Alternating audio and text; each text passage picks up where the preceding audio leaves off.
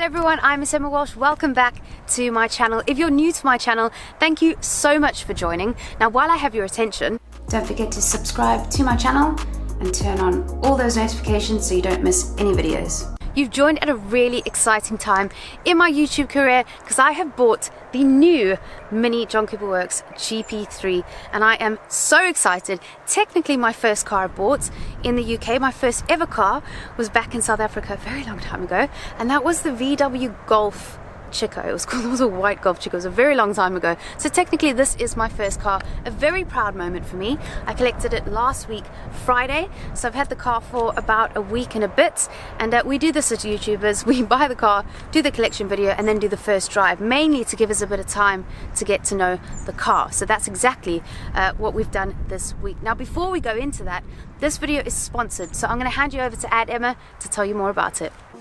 Thank you, Mew. Today's video is kindly sponsored by Premium Jane CBD oil. Now, before I get into the details of this product, I want you to grab a pen and write down the word Walsh, W-A-L-S-H. That is your discount code if you go onto the premiumjane.com website to use for 20% off. Obviously do that after the video. Now, I'm really happy to be collaborating with Premium Jane. They really are a premium brand, and they can call themselves that because number one, they use only natural ingredients. Number two, all the products are tested by a third-party laboratory, and they really focus on quality over quantity. And they strive massively to raise the standards of knowledge of CBD, a product that has been spoken about widely over the last couple of years and has been brought to my attention mainly in the last year. As I have suffered some health issues over the last year, it was time for me to kind of come off all my medication. I suffered a lot of migraines, so I was taking a lot of headache tablets, and I just felt like my body just needed a complete break from everything. Obviously, I spoke to my health advisor and my doctor, and it was time for me to just get rid of all the toxins and start on a natural path. So I'm really happy to be trying out this product. Now, I am using the CBD oil. I like to use this application, but if that's not for you, then they've got the gummies, they've got the capsules, and they've also got a topical application cream that you can use for your body as well. This is the chocolate mint flavor, and it literally tastes like a dessert. It is pretty amazing. It also comes in mint, lemon and lime, natural citrus, and this mint chocolate, which is my absolute favorite. But if you want to find out more, they have all the information, videos and facts about this product all on their website, premiumjane.com. What highlighted for me is the fact that scientists found that CBD can assist in things like headaches, anxiety, inflammation, insomnia, all of the things which have been a bit of a problem for me in the last year. So that's a massive draw for me to try this product out. If you want to find out any more, like I said, head over to the website www.premiumjane.com. Also, don't forget to use my discount code. Thank you very much, guys. I'll see you all soon. Back to you, Mew. Thank you, Emma. So there we go. So this was a really interesting process deciding what I wanted to buy as my first car. Number one being that I've moved to the country, so I needed a car. Obviously no one needs the GP3, but it's like a personal and a professional decision. So there were a lot of personal cars that I wanted, but there were also cars that I needed for YouTube. You have to have something a little bit different, a little bit new and exciting for content wise.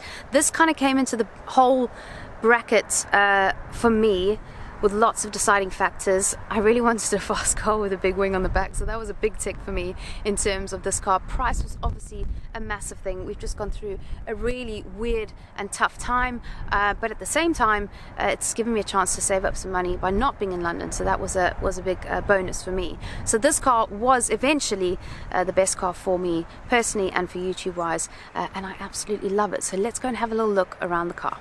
So this is it, the John Cooper Works, the new Mini, the GP3, the fastest Mini they've ever made. Now, Top Gear just did an article. I was so excited because I saw the car on the front cover and I was like, oh my god, they've got the car on the cover.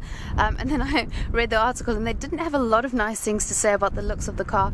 I don't find anything offensive on this car. Yeah, sure, maybe the scoop's fake and those things don't really do anything, but that doesn't matter. I think it really looks mega on the road, and I was quite happy to not have to put any additional body kits on a car. Originally I was going to get the Jonkiba Works itself and then build it up to look like a race car. This kind of came standard as a race car, so that was perfect for me in that sense. Naturally, the biggest facts we all want to know about the cars: the engine is a 2-litre 4-cylinder turbo, 302 brake horsepower or 306 horsepower, 8-speed automatic, front-wheel drive, top speed's about 164, 0 to 62 in about 5.2 seconds. The weight is only 1,255 kilograms, quite light, and the price is roughly around 33,000 to 34,000 pounds. I should know that, seeing as I've bought the car, but I actually can't remember the exact figure. Anyway, we move on. Let's come to the front of the car. Like we said, a lot of things doing nothing for the actual performance of the car, but I think it looks mega in this spec. There's not a lot I would change on this look of the car, really. I love the kind of Rosso red detailing around here. Obviously it's got my number plate on, which is awesome, and then the black kind of piano black trimmings around here. I really like that. I know that doesn't do anything. The black badge looks mega, sort of tying in the piano black here on the lights. Kind of wishing that the wing mirrors were red, the same as the Rosso red, but still very nice in the melting silver that matches the roof. And then the car itself is in the racing grey, and like I said, the Rosso red trimmings there on the front of the car. 18-inch GP spiked lightweight 2-tone alloy wheels, big discs, very chunky calipers. Let me know down in the comments below what you think of those wheels. Still undecided if that's what I would have gone for if I had a choice, but I do think they look quite cool. They are also thicker and wider, so there's a lot more rubber on the road to play with. Sticks there in the corners, and then also the car sits 10mm lower than the standard Jonkiba Works. Looking amazing. I did say I wanted a fast car with a wing. This is pretty much it in my price range for my first car, and I think it's a good start for sure. That groove on the rear spoiler, you're gonna laugh. This is what it was designed for. You ready? You watching? You have to come around the side, I think. It's so the aerial can fit between it. Is that not mad? Is that not crazy? The design looks amazing, but that's exactly what it's for, so the aerial will fit through when the boot opens. So there you have it, a lovely interesting fact on the wing of the car. Moving down to the exhaust pipes, these two rather big stainless steel exhaust pipes at the back of the car. You would expect some noise coming out of these, but under further inspection there's a huge back box that dampens the sound we're all longing for. But I suppose this is what we have to look forward to now with all the new rules and regulations. Let's jump inside and start this baby up.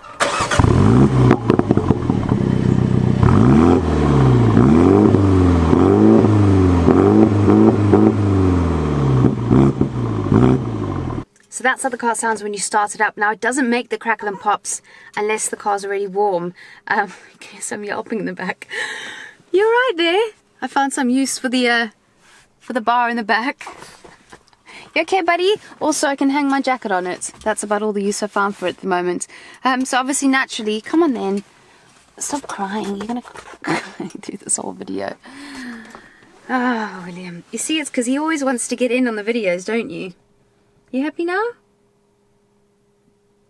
Let's just put you here for now. Okay, sorted that out. So obviously, naturally, there's no back seats. I finally got over the fact that there's no back seats. That was maybe something that I made up for myself, that I needed back seats. But, you know, come to think of it, I don't really have anybody else in the car with me.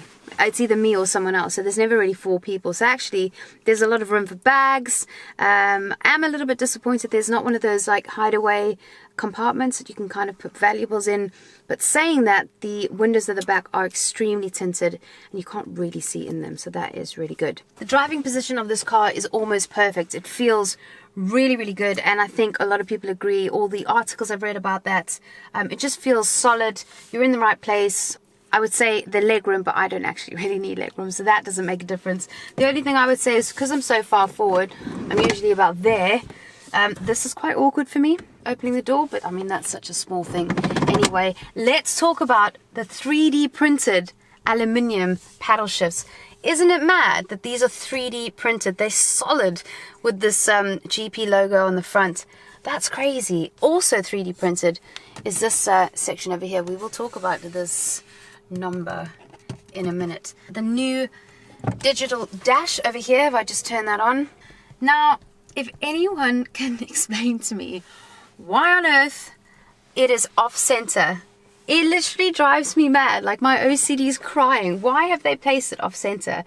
If there is an actual reason, please write this down in the box below. Maybe I just don't know what it is, but it sits off to the left, and that blows my mind. My favorite all-time feature of this car, and I think of any start-stop button, is this one here, this red kind of fighter jet switch that goes up and down for the start-stop. And yeah, that's probably one of my favorite features on this car for sure. Let's talk about the number of the car. I showed you a second ago, GP 2019. Now, this is a limited made car, so every car has a number. Like I said in my first video, over 3,000 cars made and about 570 something here in the UK. I got the number 2019, which I wasn't happy about, but this was a really last decision for me to buy this car, and I was lucky to even get a slot in the first place. But I've been given this 2019, which, if you don't know the car at all, you're just going to think it's a year old, possibly. Or, to me personally, that was the worst year of my life. So it's kind of not great. I was really disappointed when I found that out. And obviously it's plastered all over the car as well, on the sides as well. So I'm trying to look into maybe masking that. But on the other side, maybe I should just think of it as a reminder as to how far I've come since 2019, and I think that just maybe puts a positive spin on it, so I'm going to go with that instead. So moving on to the comfort side of things, this does have the touring pack added onto it as an extra. That includes things like luxury items and comfort, basically. So heated seats, which is obviously amazing. That's road Emma talking. Obviously I don't care if it's on the track.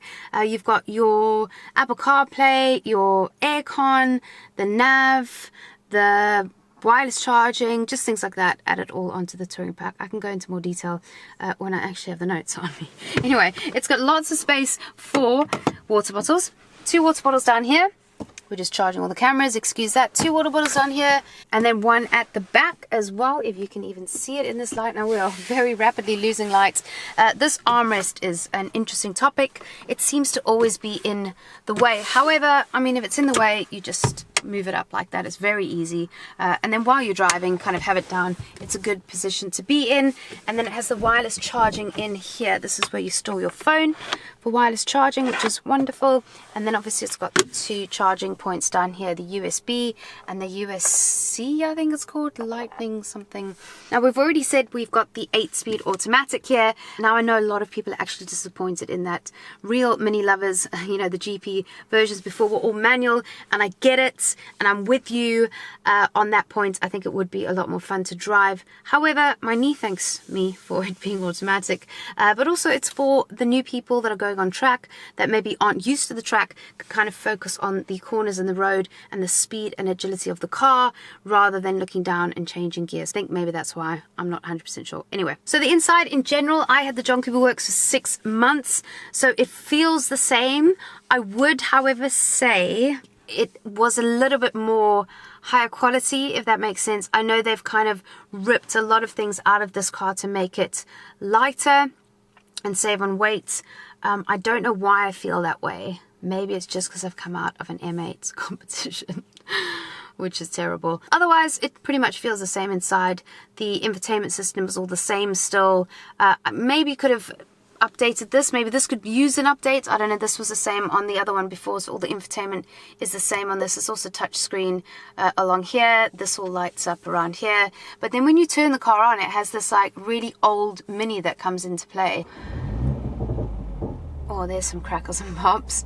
I've turned it off. It comes up with a screen in the beginning where it asks you what driver you want to play, and then it comes up with like a really old Mini, so I wasn't really keen on that. However, it must have been a really difficult compromise making this car. It's really track focused, so it needs to be light and nifty, so lots of changes were made towards the track, but also knowing that the owner is more than likely going to spend most of the time on the road, so it's like really fine balance of what do we keep and what do we take out.